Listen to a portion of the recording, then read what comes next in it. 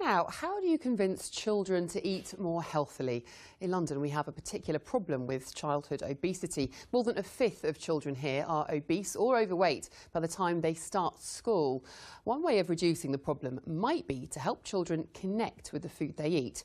For a group of children in South London, that's meant growing their own. And now it's being sold at Borough Market, the country's oldest fruit and veg market. Aisha Baksh has more. The start of trading at Borough Market. And for these inner London school children, a chance to start selling produce they've grown themselves. Pumpkins, tomatoes, rosemary, anyone! The project, called the Young Marketeers, lets children cultivate fruit and vegetables to sell to the public.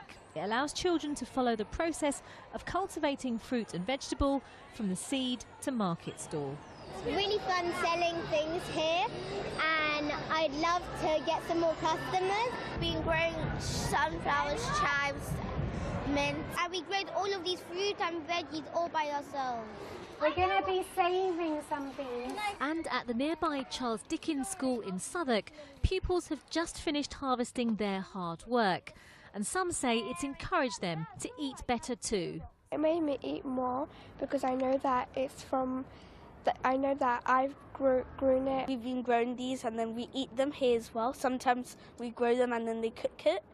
But not all children are so health orientated.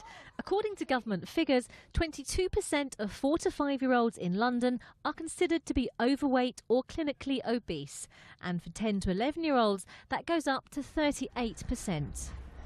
While children may want to spend time in the garden learning about healthy food and nature, just how realistic is it for all schools to take part in projects such as this? It's a concern of Stephanie Wood, who's lobbied the government over its commitment to tackling childhood obesity. I would definitely like to see something in the Ofsted framework that's slightly more robust. So since September 14, cooking has been on the curriculum, and also the necessity for children to know where their food comes from. But in order for that to work effectively, it needs to be measured. But according to Chris Collins, a former Blue Peter gardener, being in nature should be encouraged for lots of reasons. I just want kids to engage with nature, and I think that will ultimately lead to a healthier lifestyle. I hope I give them that, because I just think that leads to happiness, and happiness will lead to feeling better about yourself. The government's own childhood obesity strategy has called on schools and the food industry to work together, and people here believe gardening can also play its part. Aisha Baksh, BBC London News.